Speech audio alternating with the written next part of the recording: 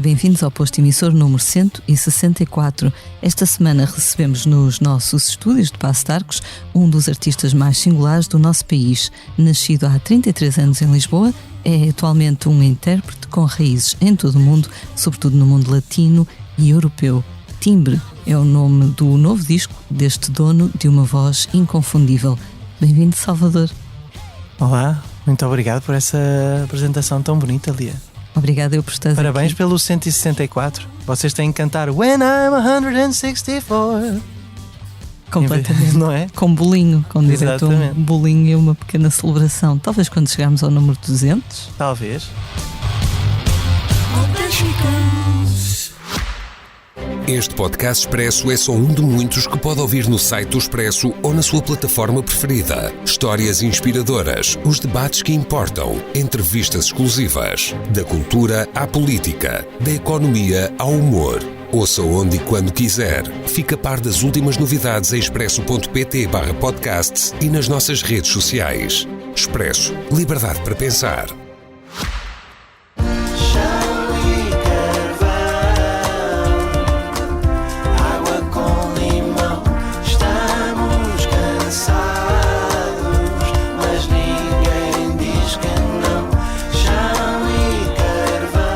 Olha, vou tentar neste podcast não dizer nenhum título sensacionalista. Este podcast dá sempre uns títulos sensacionalistas, depois geram ódio. E eu pensei, esta é a minha missão deste podcast hoje, é não que eles não possam agarrar nada, que eu sei que não são vocês, que é o inimigo que a gente não vê, que está do outro lado. Escolhe uns títulos sensacionalistas. Eu disse, agora vou dificultar a missão a esta pessoa e não vou dar nem um título sensacionalista. Achas que vou conseguir? Eu estou confiante que vai correr bem. Ok. Se bem que o ódio é difícil de controlar, não é? É Como já verdade. deves ter percebido. Já percebi. O facto de existirmos às vezes gera ódio, não é? Exatamente. Como é que te sentes hoje? Olha, hoje sinto-me bem, porque hoje a bebê conseguiu dormir assim de seguida. Portanto, isso é logo um bom indicador para o dia de que vai correr bem. Não é? Vou jogar futebol, o que é sempre ótimo também, daqui a nada. Portanto, até agora está a correr bem. Chegaste hoje a Portugal, não é? Sim, agora estou entre Paris e Lisboa, porque a Jena, a minha namorada, está a fazer uma peça lá. E então a nossa base está lá e a Aida está na creche lá também. E então, como eu tenho que fazer promoção para o disco esta semana, vim para aqui sozinho viver a minha vida de solteiro enquanto elas estão lá as duas. É um fenómeno estranhíssimo, porque eu volto para Lisboa, elas não estão cá, eu continuo a ir às jam sessions, aos concertos, a jogar futebol. Portanto é isso, venho aqui um bocadinho viver a minha vida de solteiro e depois volto para lá ser pai e marido e tal. Como é que é um dia teu tipicamente em Paris? Olha, agora que ela começou a creche, de repente fui levá-la ao primeiro dia e não sabia o que fazer. Eu não tenho assim muitos amigos lá, não tenho muita coisa para fazer, mas felizmente temos um teclado e isso tem-me salvado a vida, porque estou a estudar muito os temas do último disco, porque quero tocá-los bem e quero poder defender-me no piano em todas as canções do disco. Então basicamente é isso que eu tenho feito, deixá-la na creche, estudar um bocadinho piano, ver futebol, a Liga Inglesa e a Liga Espanhola, e depois ver uma série ou outra, Watchmen. Eu estive a ver o Watchmen, que achei curiosíssimo, e ler. Vou ler o primeiro romance do Saramago, A Viúva. E então? Curioso, porque é o primeiro livro e é bastante assim mais inocente, uma escritora muito mais bem comportada, não é? Do que os últimos livros dele. Exato. Muito mais fácil de ler, mais simpático, não é? Não tem aquelas vísceras do Saramago, aquele sarcasmo que ele tem a escrever e aquela pontuação louca, não tem isso. Portanto, na verdade, quero terminar para começar outra coisa. É um dos teus autores favoritos? Sim, acho que sim. É incontornável, não é? O meu favorito é o Walter Ugumem. Sempre. Todo o mundo, todas as épocas. Ali os franceses e os russos e os argentinos, eu prefiro 1000 vezes o Walter a todos esses. Já tiveste a oportunidade de lhe dizer isso alguma vez? Várias vezes. No outro dia encontramos-nos no CCB e ele já me tinha feito uma espécie de uma entrevista no Fólio. Eu fui lá uma vez cantar ao Fólio. Não foi no Fólio, foi no Festival F. Tive um concerto e havia uma espécie de umas conversas e tivemos uma conversa assim pública. Mas no outro dia que eu encontrei tive um momento de fanboy total e dizer, não, Walter, porque as doenças do Brasil e a importância deste livro e tipo a ficar sem respiração. Tá? Veio o agente dele, não sei quem era, o empresário dele, não sei, disse calma, e eu, desculpa, estou um pouco nervoso e tal. Tenho assim um bocadinho starstruck com o Walter Ugumem. Também costumas ter esses momentos, enfim, fãs que te abordam com esse nervosismo todo também. Sim, é bastante constrangedor para a pessoa e até para mim, quando eu vejo que estão a tremer ou assim à borda do como é que se diz? À beira do choro, não é? Às vezes acontece. Assim, depois dos concertos as pessoas estão e querem chorar e eu quero só, às vezes abraço, que é para não, sabes? Diz calma, porque eu não gosto disso, eu não sinto que o que eu faço seja nada de especial, como a gente já teve a oportunidade de falar, eu não sinto que isto é só mais um ofício, então não acho que haja espaço para esse tipo de misticismos ou que as pessoas me endiosem de alguma maneira, que achem que eu sou superior. Imagina que nós íamos a uma padaria e nós gostamos tanto daquele pão da avó do padeiro e ficamos nervosos quando vamos falar com ele. Isso não acontece. E então acho que com os cantores ou músicos no geral não devia acontecer também. Quando eu te vi em Vigo no início deste ano, depois Sim. falei um bocadinho com alguns fãs que estavam à espera dos autógrafos. Sim. No final estava lá uma jovem, acho que era de Pontevedra, que é ali perto, que já tinha visto, não sei se era uma dúzia de vezes ou assim, e agora levava a mãe também com ela a tentar convertê-la, não é? Foi exatamente o que ela disse. Exato. E a mãe, sim, gosto. Sim, temos um grupo de fãs galegas, a verdade é essa. Os galegos sentem-se muito próximos dos portugueses, não é? E então eu acho até que sei de quem é que estás a falar. Mas espero que a mãe tenha ficado convertida. Como os concertos são sempre diferentes por causa desta componente de improvisação e da comunicação entre os músicos, acho que também não fartam, não é? Também achei curioso porque falei com um senhor mais velho que também estava lá na fila para os autógrafos e ele falou, eu perguntei-lhe se ele era fã, o que é que achava, e ele falou imenso tempo sobre música portuguesa, sobre José Afonso, sobre, se não estou em erro, José Mário Branco e como é que tu te enquadravas. Achei muito engraçado, era mesmo um conhecedor e era galego também.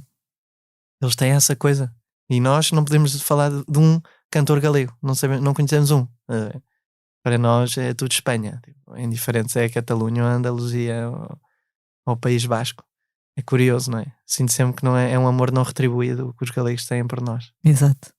Voltando um bocadinho à tua vivência em França, tu hoje em dia passas lá a maior parte do tempo.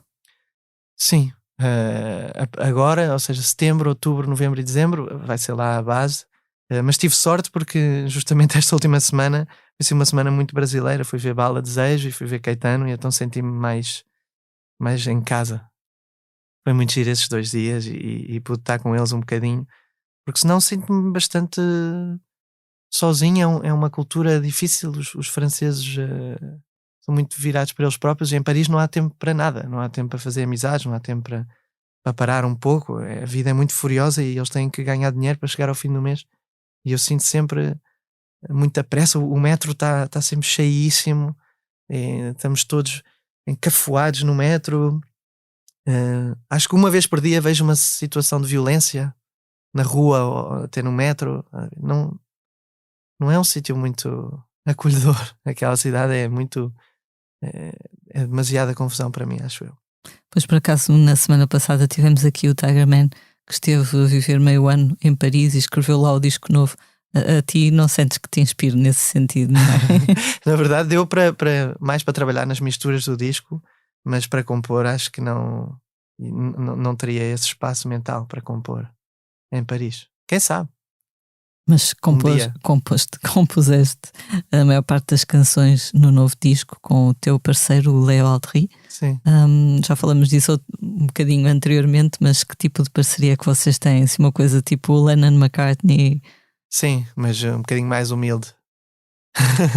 Tipo uma versão barata de Lennon e McCartney, marca branca de Lennon e McCartney. Nós conhecemos em 2010 na escola de jazz. Eu era um estudante super focado nos standards de jazz e eu queria só cantar jazz e muito radical nesse sentido. E ele disse que queria compor comigo. Eu não me fazia sentido, eu queria só cantar as canções que a Billie Holiday cantava.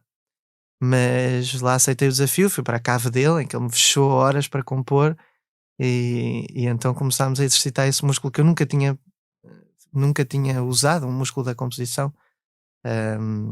Então, muito pouco a pouco, fomos compondo juntos. Começou em 2010, já vamos em 2024, e todas as canções que eu tenho minhas são em parceria com ele. Disseste até outro dia que acabas por ter mais discussões com ele do que com a tua namorada, mais. Não é? Por acaso ele foi pai ontem, parabéns, Leito. Bem, não vais ouvir porque estás ocupadíssimo, mas ele foi pai ontem.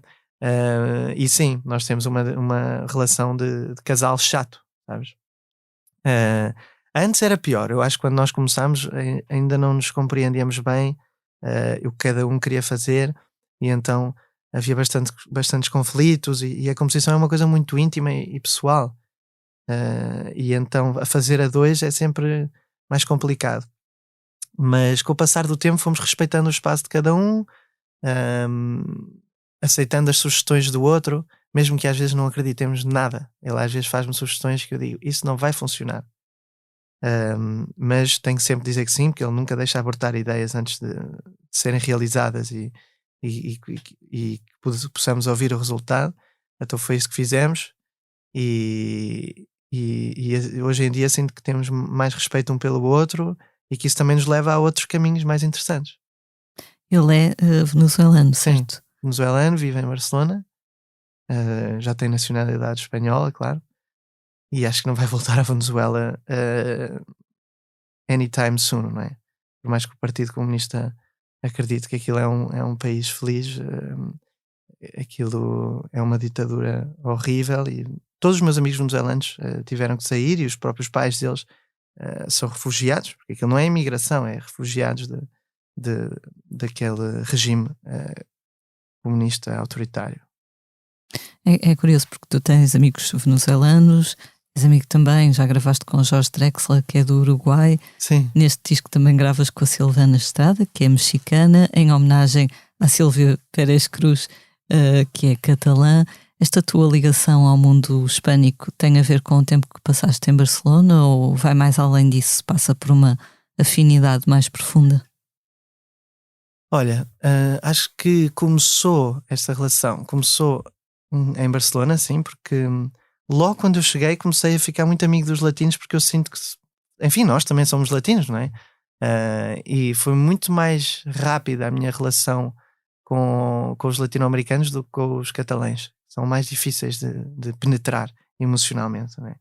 Mas a seguir a isso eu senti, não sei, que talvez, sendo um pouco esotérico, talvez noutra vida tenha sido isso, chileno ou paraguaio, não sei, porque eu gosto de tudo na cultura hispano-americana, e sinto-me muito próximo deles, na cultura, na música, na gastronomia, não sei. Adorava poder viver lá um tempo, poder fazer uma turnê longa lá, quem sabe. E então tenho essa ligação especial. Mas sim, começou em Barcelona, claramente. Disseste que somos todos latinos, nós também somos latinos. Há quem diga que os portugueses são os mais germânicos dos latinos, os mais frios. A sério, eu diria aos franceses. Não sei se é pela minha experiência em Paris, mas eu acho que quanto mais a norte, mais frios, não é? Não só pela questão climática, mas pela questão emocional também. Os franceses sinto sempre mais distância, não sei, dos latinos, eu diria que são eles assim os mais nórdicos. Muito bem.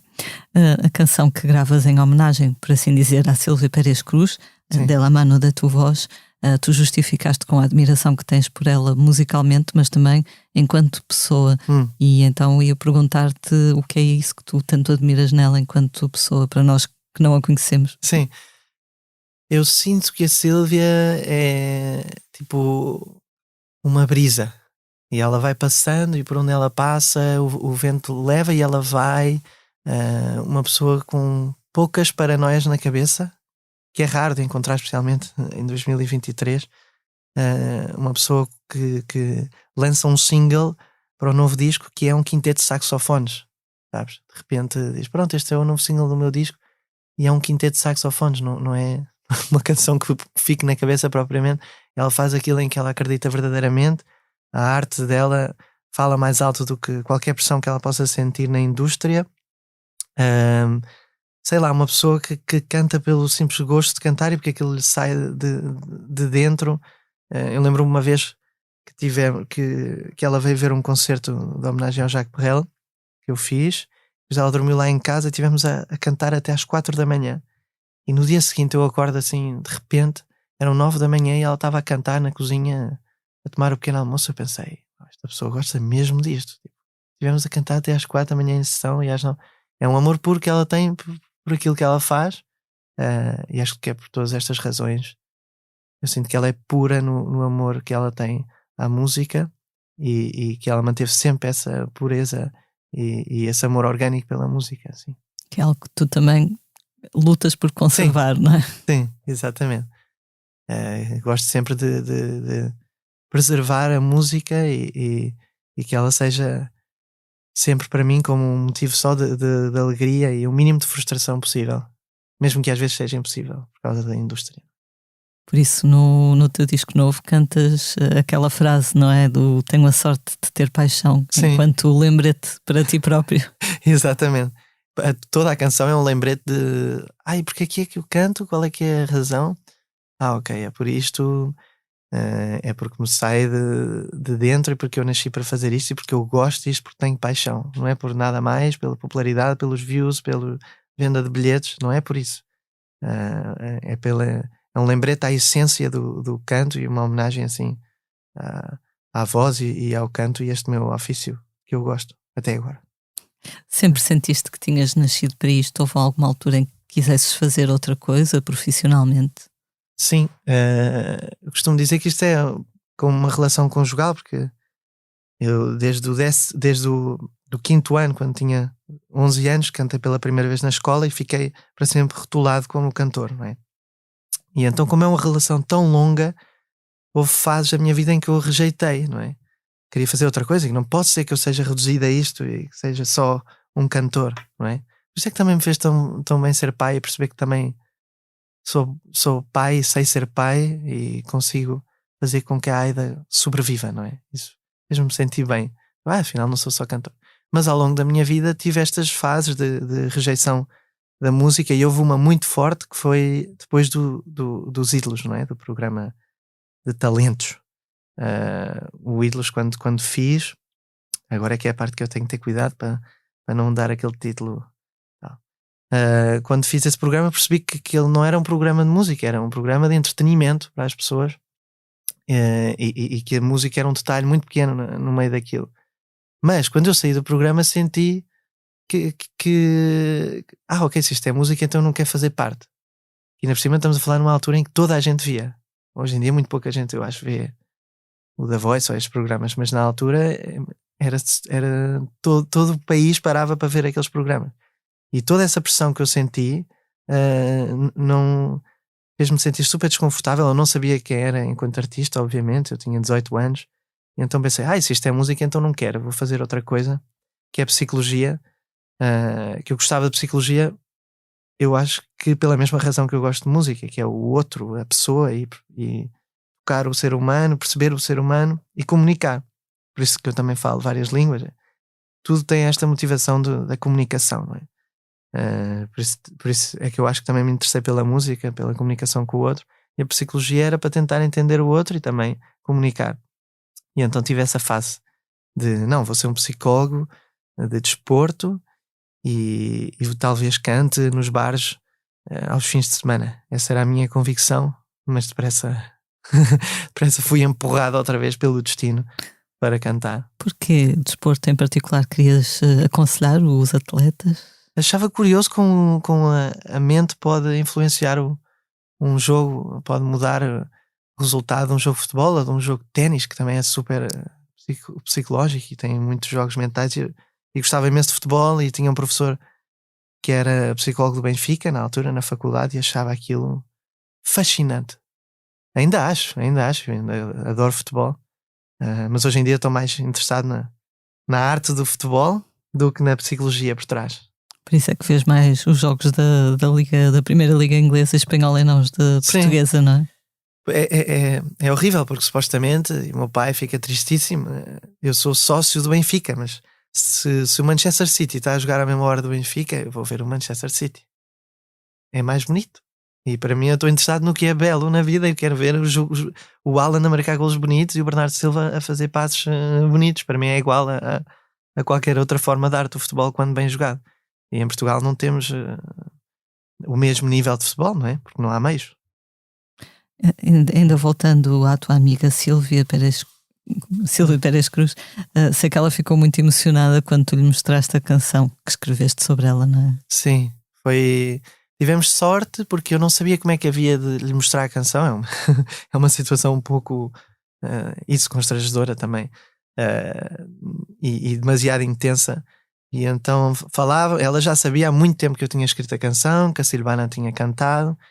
Ela dizia, não sei, manda-me a canção, mas depois ao mesmo tempo eu quero estar contigo quando a ouvir, então não sei. Então, o tempo foi passando e faltavam 8 dias para o single sair. E eu disse, olha, tem que ser agora. E ela curiosamente veio para ver o Caetano, ficou lá em casa. E eu pensei, pronto, é hoje, antes do Caetano eu vou-lhe mostrar a canção. Tinha um vídeo no computador e ela tinha a Aida nos braços e pusemos a canção. E foi assim uma experiência super emocionante.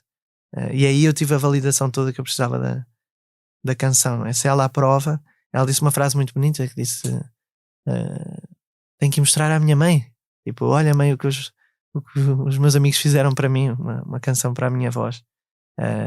E aí é isso, tive a validação toda, a aprovação que eu queria da canção, que era uma canção para ela especificamente. Ela chorou assim como se fosse uma criança, estava a chorar assim, a soluçar. Foi um momento muito especial, dos mais especiais deste ano, acho eu. A aprovação do Caetano Veloso já tiveste? Que gostaste de o voltar a ver agora?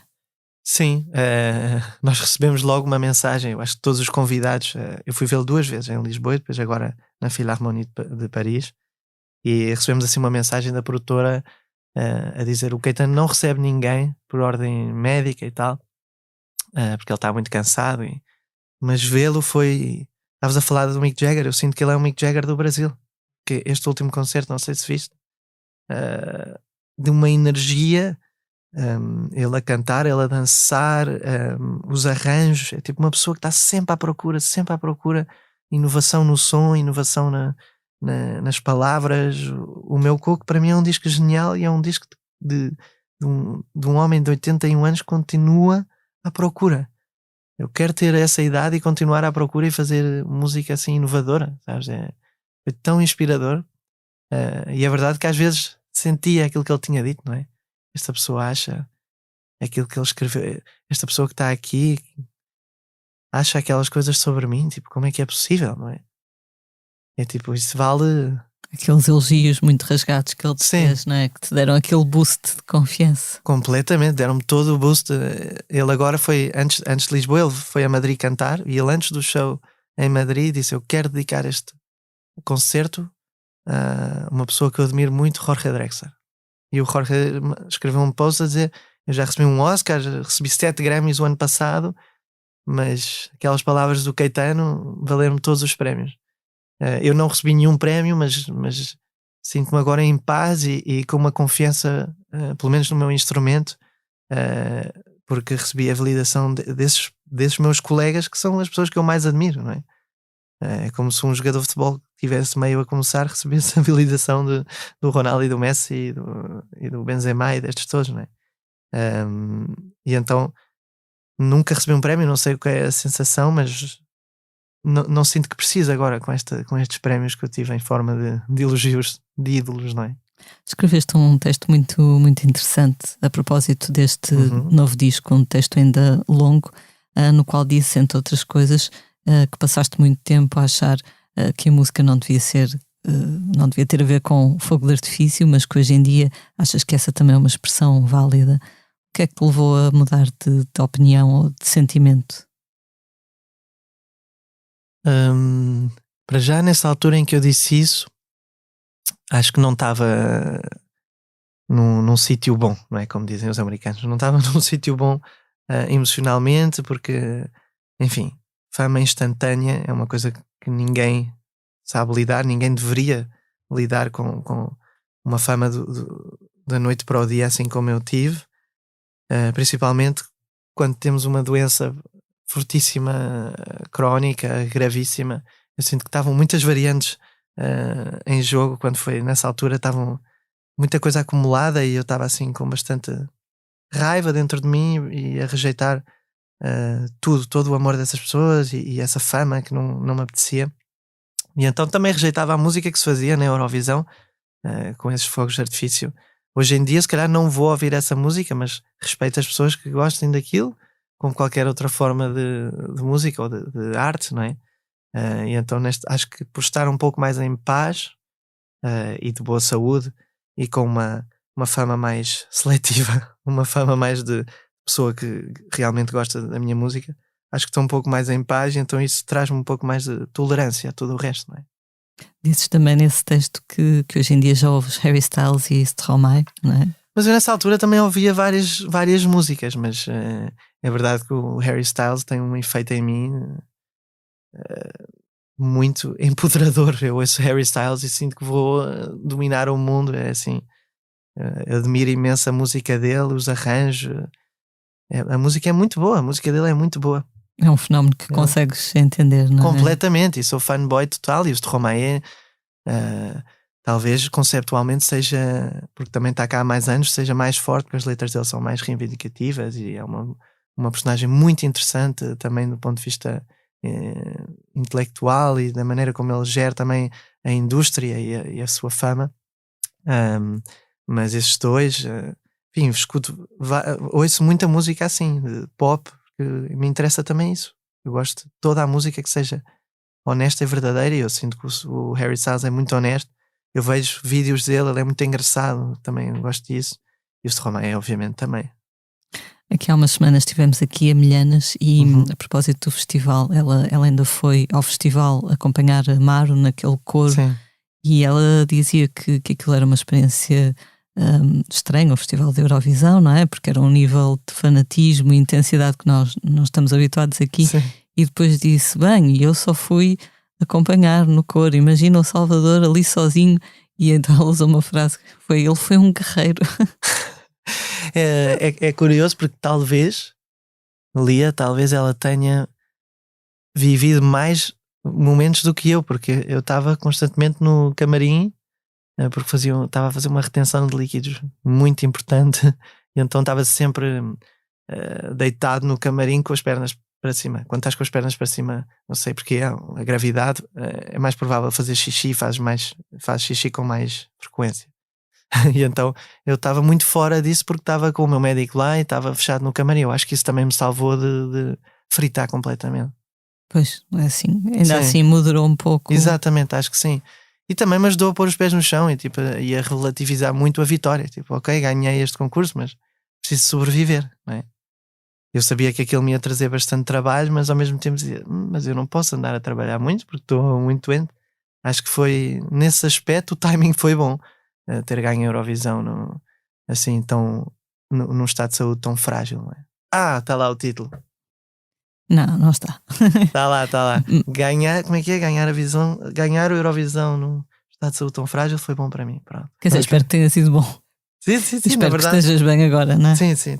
Ainda em relação à Milhanas, também houve aquela frase que ela disse, que tu comentaste, que se ela fosse tão intensa na vida como a cantar, que já não estava cá, salvo seja, e depois comentaste comigo que isso lhe trouxe alguns comentários de ódio menos simpáticos. Sim. O que eu te ia perguntar era, achas que há uma certa obsessão do público com uma suposta genuinidade do artista, como se a pessoa tivesse que ser na sua obra aquilo que é na vida pessoal ou vice-versa? Eu acho que não foi isso que foi mal encarado Ok. pelas pessoas, porque nessa citação dela vinha também ela dizer que quando canta não é ela encarna outra pessoa, e isso é que o que as pessoas não gostam é que as pessoas se levem demasiado a sério. Ok. As pessoas não gostam disso, eu também não gosto disso.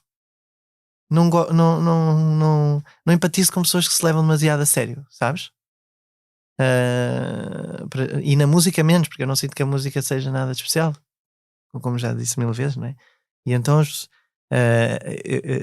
eu havia lá um comentário genial quando ela diz isso, não é? Diz que quando ela canta encarna outra pessoa, e lá há um comentário de uma gaja que diz: olha, eu também quando vou trabalhar também não sou eu que vou lá. Epá, eu achei isso genial. E é isso, as pessoas não querem, tipo, esta quem é que pensa que chega aqui e as pessoas, pronto, estão prontas sempre para atacar, especialmente quando estão atrás de um telemóvel e que ninguém vai atrás delas para cobrar esse insulto, não é? É muito fácil. É uma agressividade muito que salta muito, não é? À tona muito, muito facilmente. Sim, muito. Eu próprio às vezes ponho comentários e depois apago, não é? Outro dia que eu vi que o Woody Allen foi convidado do Folio e eu ia tipo mandar ódio, e depois digo, não vou entrar nisto, tipo, como é que vocês podem convidar o Woody Allen? E depois digo, não, eu escrevi o comentário e tudo, e depois apaguei. E digo, não vou entrar aí, especialmente aqui, não é? Talvez um dia, quando falo com o programador do Folio, lhe pergunto porque é que ele vai convidar o Woody Allen. Mas incomoda-te por causa enfim, devido ao passado? Sim, porque acho que continuamos no paradigma na cultura da violação e continuamos a arrastar estes personagens e a endeusar estes personagens. Quer dizer, o Festival de Veneza este ano foi o Polanski, o Luc Besson e o Woody Allen. Quer dizer, como é que pode ser? Estes três, estás a ver? E continuamos. Ele nem sequer pode trabalhar no próprio país dele e tem que vir para a França fazer filmes. Por isso, não está nada aprovado. Quer dizer, ele anda com a própria filha adotiva. Vão dizer que ele esperou até aos 18 anos para começar a apaixonar-se por ela, e ao mesmo tempo tem a filha que o acusa, a Dylan, que acusa. É tudo uma grande coincidência. Tipo, faz-me imensa confusão continuarmos a aceitar e continuarmos a respeitar estes homens porque são gênios e temos que separar o homem da arte, que é uma frase que já não faz sentido. Achas que neste momento já não? Já não faz sentido esta frase, separar o homem da arte. E ao mesmo tempo o meu maior ídolo do mundo começou a namorar a sua mulher ela tinha 13 anos e ele tinha 40. Então eu estou em constante conflito interior também com esta questão, muitas vezes. Sei lá, Michael Jackson, será que toca Michael Jackson e eu tenho que parar de dançar? Será que, sei lá, o que é que andou a fazer Bach, não é? Quer dizer, estes eram os piores, não é? Sei lá o que é que se passava nessa altura. Então também estou em constante conflito interior e tenho muitas perguntas sobre como é que eu me hei de sentir em relação a estas questões e tal. Mas acho que pelo menos é bom a gente questionar-se e pensar: será que faz sentido programarmos o Polanski, o Besson e o Woody Allen no Festival de Veneza? Acho que não. Estava a pensar nisso, acho que é importante é termos noção das contradições também, como Sim, tu falas naquele texto. Exatamente, não é? exatamente. E pensarmos sobre isso. Sim. Em relação ao teu disco anterior, BPM, dizes que a certa altura começaste a achar que ele era demasiado denso e escuro, e este novo timbre é um pouco uma reação a isso. Quando tu decidiste fazer um disco diferente, como é que começaste a desenhar o teu plano? Vamos pegar em ferramentas diferentes? Sim, houve várias coisas que mudaram. Por exemplo, no BPM tínhamos a bateria do Bruno Pedroso, que é um baterista de jazz, mítico baterista de jazz, e que tem um som bastante jazzístico, e então queríamos procurar outro som mais da terra, umas percussões mais artesanais, se quiseres. Começámos a fazer várias percussões com mesas, com almofaris, para que o disco também pudesse ser mais folclórico, não é? Ao mesmo tempo, os pianos também não eram tão jazzísticos, fomos sempre procurar cordofones mais tradicionais. Queríamos um disco mais folclórico também. As harmonias e as melodias acabaram por ser mais simples, tocar menos acordes, mas tocar acordes com mais significado, melodias que se possam cantar, ritmos que se possam dançar. Estávamos com vontade de fazer um disco mais luminoso, não só pela vinda da Aida, que me trouxe esta luz toda, mas também porque eu reparo que no palco sou bastante alegre, e porque as canções eram bastante densas, não é? Então estava com vontade de fazer uma coisa com mais claridade e com mais espaço também para a minha voz. Disseste que gostavas que as pessoas bailassem com este disco. Sim. Quando eu te vi em Vigo, elas bailaram no final, na última canção, não foi? sabes qual era o Anda a Estragar Meus Planos, que é a canção que também serve de inspiração para canções que eu quero fazer. Anda a Estragar Meus Planos é uma canção que as pessoas gostam, que eu canto, mas que não é minha, mas eu percebo na reação do público que é uma canção que faz as pessoas felizes. Eu digo, quero mais canções assim. Quero mais canções que as pessoas batam palmas mal sempre, não é? Nos tempos, no primeiro e no terceiro tempo, e que desfrutem, porque apetece-me que as pessoas saiam com um sorriso do meu concerto. Essa canção é muito bonita. O Anda a Estragar Meus Planos, pois é verdade. E tem-me acompanhado desde essa altura, que ela foi lançada, tipo em 2018. Já se tornou quase uma amiga, não é? Exato. Não é o Amar pelos Dois, mas está lá próximo. Estava a ler há pouco uma entrevista em que dizias que tiveste ali uma fase de rejeição, entre aspas, de Amar pelos Dois, mas depois pensaste, ok, se o Bruce Springsteen continua a tocar o Born to Born Run, the USA, quem é que sou eu, não é? Não, o Caetano canta Leãozinho, a Adriana Calcanhoto canta... Como é que é? E o José Gonçalves, que eu fui ver, canta o Heartbeat. Cantam todos os seus hits. Eu pensei, pronto, este é o meu hit. Tenho que aceitar e cantar, mesmo que às vezes não sinta a canção. Às vezes estou a cantar e a pensar no que é que vou comer. Lá está, como todos nós nos nossos trabalhos, pronto. como dizia a outra senhora dos comentários. Exatamente, às vezes estou lá e também não sou eu. Exato. Por falar em Amar pelos Dois, uma canção escrita pela tua irmã, que também faz 2 aparições neste novo disco, uma enquanto autora de uma canção, outra enquanto cantora. Ela, na canção que canta, que se chama A Distância Não É Lugar, está com um registro um bocadinho mais diferente, não é? Ah, é? Pareceu-me um bocadinho mais grave. Exato. Sim. Estava mais grave ainda nas primeiras versões que fizemos. Ela cantava a mesma melodia que eu, que é mais grave, e eu senti que era muito grave. E assim, à última da hora, mudámos a melodia para ela. E eu gosto do timbre da minha irmã grave. É muito bonito. A voz dela foi mudando. No outro dia vi um vídeo do primeiro disco dela, que ela tinha uma voz muito aguda, que as pessoas às vezes criticavam, e que ela própria às vezes não gosta, não é? De ouvir. E a maneira como a voz dela foi mutando é muito bonita. E então nesta canção queríamos ter esse ar também, essa respiração que eu sinto na voz dela mais grave. Foi a primeira vez que ela cantou uma canção minha, nunca tinha acontecido. Claro, quando ela chegou ao estúdio, eu comecei a pensar que a canção não era boa. Agora a minha irmã vai cantar isto, quer dizer, uma grande compositora, escreve temas como o Amar pelos Dois e Só um Beijo, agora vai cantar isto, que é uma canção medíocre, como todas as minhas canções. Mas ela disse, deixa-te merdas, a canção é bonita, canta, eu vou cantar.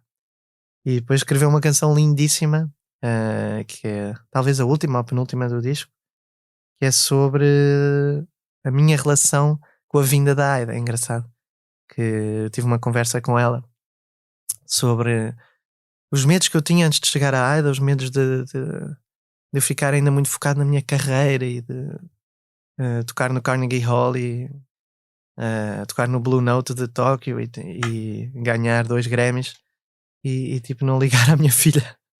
Mas a canção fala assim sobre essas preocupações e no fim, obviamente, diz, se tu chegares e eu desaparecer para só estar contigo, é bom sinal. E a verdade é que hoje, antes de vir para Portugal e estava lá confortável, pensava, na verdade eu não preciso de cantar, só preciso de ser pai. A Jenna trabalha e eu fico, sabes, é muito perigoso porque uma pessoa fica na rotina. Eu percebo o encanto da rotina de ir levá-la à creche, porque ela cresce, fazer o jantar, dar-lhe o banho e tal. E uma pessoa pode ficar para sempre ali. Eu podia, na boa, ficar só a ser o pai da Aida, e de repente estou com uma preguiça enorme do disco novo, a ensaiar toda a promoção, não sei o quê. De repente queria ficar ali refugiado na paternidade. O que é que te dá um carinho, um amor, não sei, aquela alegria que falavas há bocadinho, de sentir que eu também sei fazer isto, eu também. Sim. Eu de repente sinto que poderia só fazer aquilo, sabes? É muito perigoso. E a própria Jenna também sentiu isso antes de ir trabalhar. Mas enfim, tenho que o fazer, não tenho outra hipótese. Tenho que ganhar dinheiro para ela poder comer. os homens da tua geração, no geral, ou progressivamente, estão cada vez mais presentes como pais. Sim. Calhar as pessoas, enfim, da minha geração não tiveram, que sou mais velha que tu, mas não tiveram pais tão presentes, talvez. Sentes isso? Muito, mas sinto que há muita estrada para andar, como diz o último convidado deste podcast, ou o penúltimo, talvez. O Jorge Palma esteve na capa da revista. Sim, exato. Tenho vários amigos que sintam mais presente como pais, mas tanto eles como elas ainda têm este machismo dentro deles, não é? Porque nós fomos criados assim e às vezes o mais confortável é dar a bebê à mãe porque ela com a mãe está bem. E eu sinto isso dos dois lados. Muitas vezes nós estamos os dois a dormir e a Aida acorda de repente e a Jana diz: Não, eu vou lá. Eu disse: Mas porquê é que vais tu lá? Já foste lá há bocado? Não? E é um machismo que está presente em todos nós. Às vezes ela diz: Não, deixa estar, tu tens de descansar. Mas porquê é que eu tenho de descansar se tu ainda não descansaste, não é? Ou porquê é que vais estar tu a cozinhar se eu também não tenho nada para fazer? E às vezes eu próprio também me encosto a esse. É difícil mudar os padrões porque já são tão intrínsecos. E eu em muitos amigos sinto que ainda não são. Já são mais presentes, pais mais presentes, mas ainda não há igualdade total. Às vezes até biologicamente isso se sente. Claro. Às vezes a Aida, tipo, quando estamos os dois é ótimo e ela adora-me e de repente chega a mãe e ela tipo, esquece completamente quem é que eu sou e só quer ir para os braços da mãe. Portanto, às vezes a própria natureza não é mais feminista, estás a ver? E nós temos que lutar e nós temos que lutar contra isso constantemente. E eu faço um esforço enorme sempre para um esforço, e porque também não tive outra hipótese, tive de ficar muito tempo sozinho com ela. Vocês falam francês em casa? Falamos como avex. Somos avex totais, tipo numa frase estão as duas línguas quase 50-50. É horrível, eu não sei como é que a Aida vai começar a falar. Vai começar a falar as duas línguas, o que é ótimo, não é? Dizem que é bom. Sim, quando diz estão que demora expostos. muito tempo, mas que acaba por falar as duas línguas, vamos ver. Só mesmo para terminar esta parte da entrevista, por curiosidade, falaste da tua irmã. Vocês são, obviamente, os dois muito talentosos. Os vossos pais têm muito orgulho em vocês. Sim, mas como tudo na vida também banalizam, não é? Pronto, já é o nosso trabalho, tipo, a gente diz: olha, eu aqui num cartaz nos armazéns do Chiado, um concerto, boa, mas tipo, pronto. Não vais ver o meu concerto, mãe. Exato, exatamente, é isso. Não vais ver o meu concerto. E a minha mãe diz: já vi tantos, tipo, tenho que ir outra vez ver um concerto teu. Mas eu gosto disso. Eles são uma opinião sempre muito boa. O meu pai não é tão objetivo. O meu pai acha que eu sou o melhor cantor do mundo desde que eu nasci. Mas a minha mãe é boa para perguntar coisas de canções que ficam ou não no ouvido. A minha mãe não percebe nada de música. Eu digo sempre: a opinião do povo é a minha mãe. Se eu preciso perceber se esta canção passa na rádio, pergunto à minha mãe. Ela diz: não, demasiado complicada, já não percebo nada, porque é que estão todos a tocar ao mesmo tempo. Pronto, digo que não vai funcionar. Minha mãe é o público, o teste do povo. O teu pai é mais melómano, não é? Completamente. O maior melómano que eu conheço. Foi ele que percebeu inicialmente a voz que tu tinhas? Ou... Eu acho que ele me deu a voz que eu tenho, porque isto é uma coisa, as crianças são umas esponjas, e eu estava sempre a ouvir música, sempre. E então isso fez com que eu acho que foi isso. Não acho que tenho uma predisposição genética para cantar, acho que foi simplesmente de ouvir muita música no carro, de aprender a ser sensível à música, à letra, a conseguir separar a linha do baixo do resto dos instrumentos. Tudo isso foi uma coisa aprendida pelo meu pai, mas de forma muito natural. Isso é que nos salvou. Não foi: para a semana tens que saber a linha do Paul McCartney do Hey Jude, estás a ver? Não, foi uma coisa sempre natural. Mas é engraçado que o Zé Pedro, o saudoso Zé Pedro dos Sim. Chutes, lembro-me dele numa entrevista de vida que nós lhe fizemos, dizer que o pai gostava muito de música e comprava muitos discos e sentava-se com ele e dizia: agora vamos distinguir onde é que está a linha de baixo, agora vamos distinguir onde é que está. Mas isso é exatamente o que acontecia comigo, que é engraçado. Já sabes o que é que vais fazer com a tua filha, ou não? Minha filha tem o fenómeno ela só tem 11 meses, mas como eu estou sempre a cantar para ela, as pessoas dizem: tu não não embalas a tua filha a cantar? Tipo, para mim a música não é isso. As pessoas adormecerem a ouvirem a minha música, eu fico triste. A minha música é para estimular, sabes? Eu nunca percebi esse conceito de cantar para adormecer. Eu canto para estimulá-la. Ou canto porque estou sempre a cantar e já nem reparo. E um dia estávamos num sítio, num bar ou num restaurante, e estava a dar música nos altifalantes, e ela começou a olhar para a minha boca, e eu percebi que ela achava que toda a música saía daqui, porque nós estávamos, quando ela nasceu, eu estava sempre em casa, eu estava sempre a cantar, mesmo quando havia música eu cantava, e eu percebi que ela achava, agora já não, acho eu, que eu era a entidade da música, que eu era a música no seu todo. Eu achei isso super bonito. Ela olhava, e muitas vezes isso aconteceu, tipo um sítio na rua, de repente música, e ela no carrinho olhava assim para a minha boca para ver. Eu disse, não sou eu, também há outras músicas a acontecer fora da minha boca, não é? Muito ternurento isso. Sim.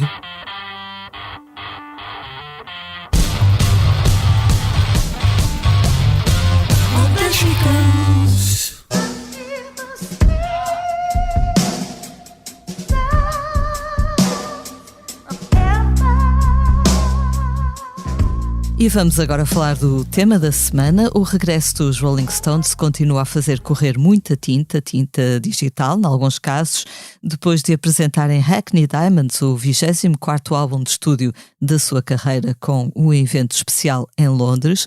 Os dinossauros do rock têm-se desdobrado em entrevistas. Mick Jagger e Keith Richards, as duas figuras de proa da banda, são os destacados para estes encontros com a imprensa, dos quais têm saído algumas revelações curiosas. Ao Wall Street Journal, por exemplo, Mick Jagger disse que poderá deixar a sua parte dos direitos sobre as músicas dos Rolling Stones a instituições de caridade e não aos seus filhos. Isto porque, segundo Jagger, os seus 8 filhos com idades compreendidas entre os 6 e os 52 anos não precisam de, passo a citar, 500 milhões de dólares para poderem viver bem. Na mesma entrevista, Mick Jagger não pôs de parte a hipótese de um dia que já não esteja por cá, a banda continuar nos palcos com uma digressão em modo holograma, como aquela que os ABBA puseram em marcha recentemente. Por seu turno, Keith Richards afirmou ao jornal inglês The Telegraph que John Lennon e George Harrison dos Beatles podiam muito bem ter feito parte dos Rolling Stones e que a música pop e o rap que se faz hoje são lixo. Não gosto de ouvir pessoas a gritar comigo, para isso não preciso de sair de casa, disse o guitarrista. Outra declaração interessante e mais progressista veio de Mick Jagger à rádio canadiana CBS. Disse o vocalista dos Stones que de antes era extremamente difícil comprar, por exemplo, um disco de blues de 55, ao passo que hoje, e graças ao streaming, é muito mais fácil ter acesso à música de qualquer período. Para Mick Jagger é importante acompanhar a evolução dos tempos, nomeadamente no que a estes novos formatos diz respeito. No meio de tanta entrevista, os Rolling Stones continuam a desvendar o novo Hackney Diamonds. Sweet Sounds of Heaven é o título do novo single, que conta com Lady Gaga e Stevie Wonder como convidados.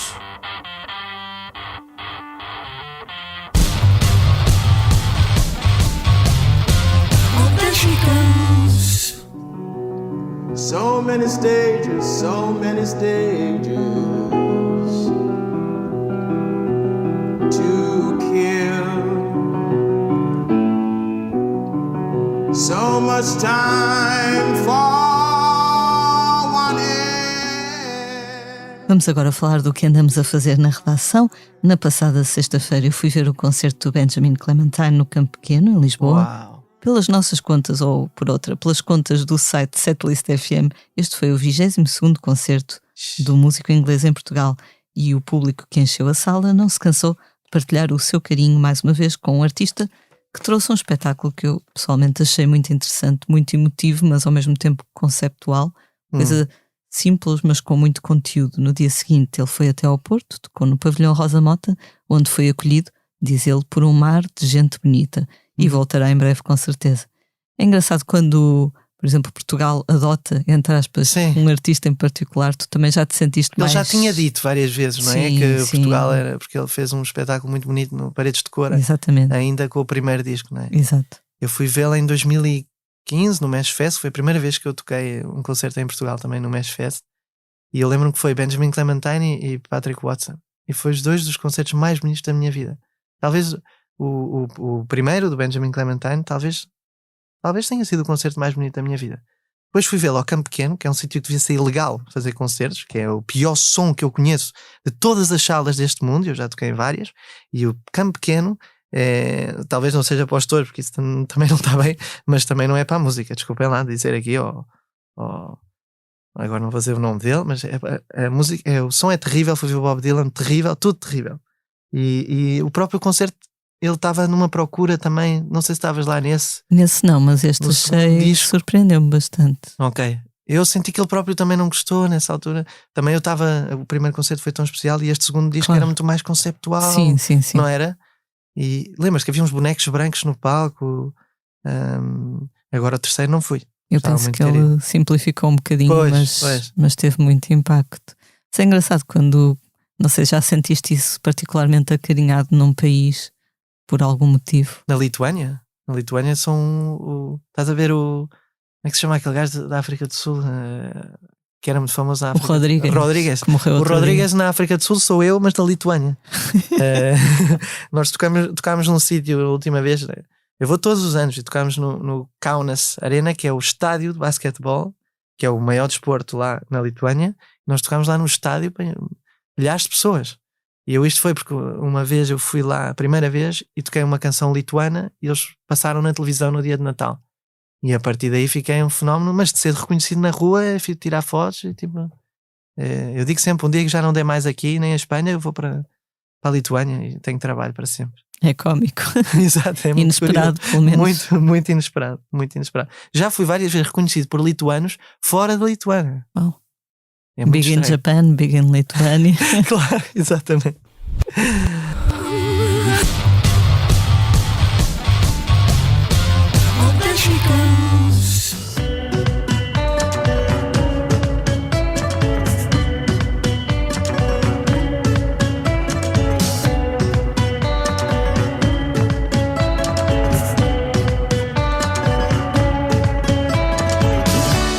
Vamos agora falar dos discos da semana. Esta semana chegam às lojas vários álbuns aguardados, como o Timbre, do nosso convidado Salvador Sobral, ou o Zeitgeist, do Paulo Furtado, que esteve connosco na semana passada.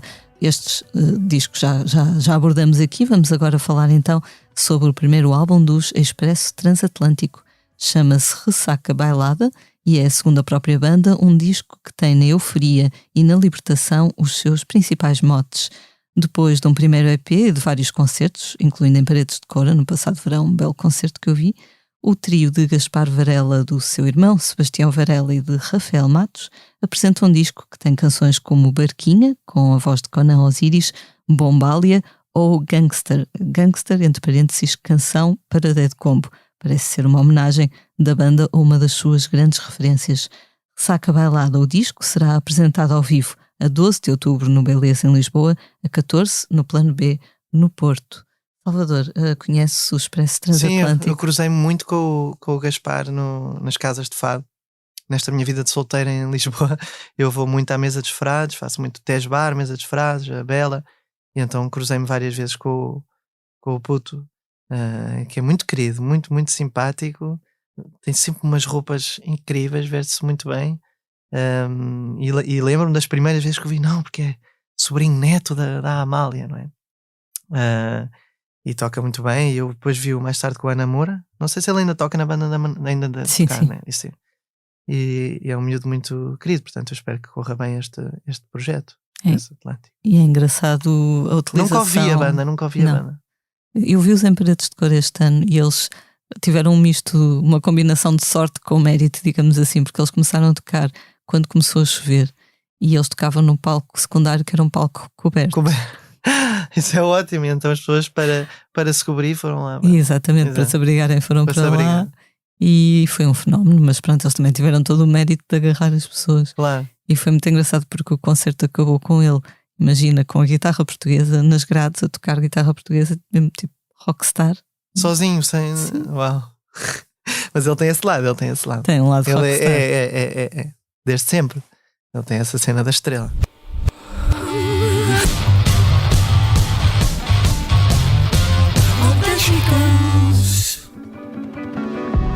I'll still be here when you come back from space. I will listen for you at the door. Vamos agora falar dos concertos desta semana. Esta quinta-feira, dia 28, os veteranos Táxi vão atuar na Culturgest em Lisboa. Também na quinta, o Teatro São Luís, na capital, recebe uma homenagem a Pedro Gonçalves, dos Dead Combo, que morreu há 2 anos. Chama-se Esse Olhar Que Era Só Teu e vai contar com a participação de Aldina Duarte, Filipe Melo, Gaspar Varela, lá está, Peixe e naturalmente Tó Trips, companheiro de Pedro Gonçalves nos Dead Combo, entre muitos mais. Já há 2 sessões, uma às 19, outra às 22, mas estão ambas esgotadas. Sexta-feira, dia 29, Salvador Sobral vai dar um concerto nos Armazéns do Chiado, em Lisboa. A tua mãe talvez não vá, mas muita gente há de ir. Exato. É às 18h30, Sim. entrada grátis. Estás contente com a ideia de tocares ali para a Rua Garrete? Sim, tenho medo que não venha ninguém, tenho sempre esse medo. Sempre. Mesmo que seja grátis, não é? E que haja bastantes turistas, mas tenho sempre esse medo. Todos os concertos que eu faço. Tens não venha aquele ninguém. pesadelo? Sim, constantemente. Mas pronto, espero que venha alguém. Também está a Dora Moralambau, dos Bala. Ela está no Samambaia, não sei se é sexta-feira também. Se alguém quiser viver a Dora, eu não levo a mal, porque ela é incrível. Mas não deve ser à mesma hora, deve ser mais tarde. Talvez seja um pouco mais tarde, tens razão. Deve dar para ver ambos. Dias 29 e 30, ou seja, sexta e sábado, acontece em Lisboa Santa Casa Alfama, dedicado ao fado, na sexta com Camané, Terezinha Landeiro, Ana Sofia Varela e numa homenagem a Hermínia Silva, no sábado com Sara Correia, Teresa Salgueiro, Raquel Tavares, Pedro Moutinho, entre muitos outros. Uau. No sábado, dia 20, Jorge Palma atua na Figueira da Foz, domingo, Márcia está na Casa da Música, no Porto. Segunda-feira, dia 2, os Blink-182 atuam na Altice Arena, em Lisboa. Dia seguinte, os portugueses Paus apresentam um novo álbum que se chama Caos, no Maria Matos. Na próxima semana há ainda concertos de Louis Tomlinson, o antigo amigo do Harry Styles, dos One Direction na Altice Arena, na terça-feira. Havia outros, não é? Que a história sim. não fala tanto, apesar de tocar na Altice Arena. Dos Teenage Fan Club no Music Box na quarta e ainda o Festival Cucamonga em Alvalade com o Capitão Fausto, Samuel Lúria e outros também na quarta. Para terminar, que esta lista já vai muito longa, destaque para o regresso dos norte-americanos The National, uma das bandas também muito acarinhadas pelos portugueses. Estarão no Pavilhão Rosa Mota, no Porto, no dia 5 de outubro, um feriado, no Campo Pequeno em Lisboa, a 6 e 7. Os teus próximos concertos serão anunciados online? Sim, vamos começar a tour do Timbre. Na verdade, este da FNAC é mais um showcase assim de apresentação, mas vamos começar a tour em León, em Espanha, na Praça Maior de León, a dia 7 de outubro, e depois a primeira data em Lisboa, em Portugal, em Ilhavo. Já há 3 discos que nós fazemos o primeiro concerto em Portugal em Ilhavo. Eu adoro o público lá, somos sempre super bem recebidos e muito acarinhados pelo público de Ilhavo. E então já é o 3º disco, que a primeira apresentação do país é lá. Depois temos o CCB dia 27 de outubro, a Casa da Música acho que é 15 de novembro. Depois vamos para a Alemanha, Holanda, Brasil e espero que se confirmem mais coisas. Se há algum promotor a ouvir e quiser nos chamar, estamos muito baratos. A banda está em saldos, é agora ou nunca. É aproveitar a pechincha. Exato. Além da Lituânia, também sentes um carinho especial do público espanhol, não é? Muito. Tenho muita sorte. Não sei se por ter vivido lá, eles sentem-me também um bocadinho, que sou um bocadinho deles. E a minha editora, na verdade, é espanhola, não é? Então isso também ajuda a fazer várias ações de promoção em Espanha e tal. É bom. E tens assim alguns planos, conceito, qualquer coisa diferente para esta digressão, ou vais manter keep it simple? Gostava de ter mais, que a imagem talvez importasse mais um bocadinho. Eu sou sempre, não, é a música e é-me indiferente as luzes, é-me indiferente o guarda-roupa dos músicos, mas agora, sei lá, gostava que a estética fosse um bocadinho mais importante, gostava de ter umas luzes específicas que fossem coerentes com o disco. Talvez vamos ter um uniforme na banda, e é isso, dar um bocadinho mais de importância à imagem, que sinto que também é importante. Não necessariamente com bonecos em palco como o Clementine, exato. de outra mas um vez, bocadinho de cuidado. Tenho uma banda nova e tenho muita vontade que as pessoas ouçam as pessoas. A Lucia Fumero no piano, a Magali Sare na flauta, percussões e vozes. Depois tenho o Joel Silva na bateria, o André Rosinha no contrabaixo, o André Santos na guitarra e o Diogo Duque nos trompetes e nas flautas. Foi uma aquisição, entre aspas, não é? Para usar os termos futebolísticos. Exatamente. Importante. Uma aquisição importantíssima. Os Andrés já estavam na banda. Sim, Okay. Eles ficaram os dois.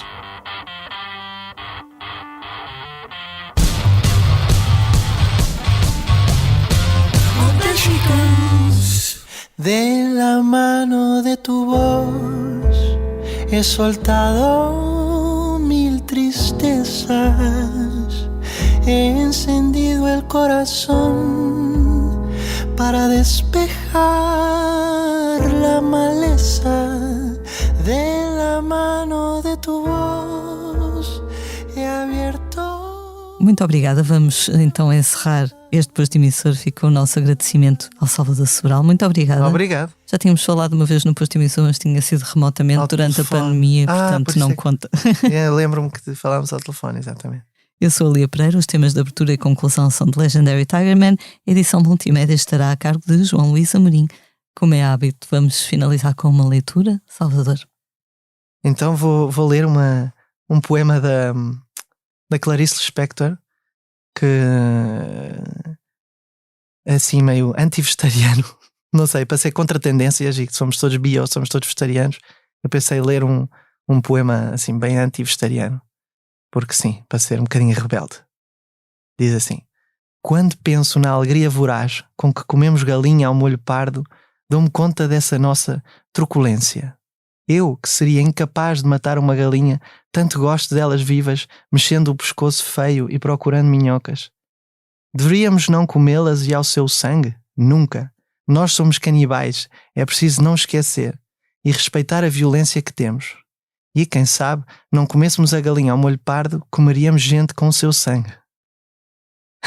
Minha falta de coragem de matar uma galinha e, no entanto, comê-la morta me confunde, espanta-me, mas aceito. A nossa vida é truculenta. Nasce-se com sangue e com sangue corta-se a união que é o cordão umbilical. E quantos morrem com sangue? É preciso acreditar no sangue como parte da nossa vida. A truculência é amor também. Who had a boy that thought he was her private toy. She had a way to get things done. Oh, there she goes.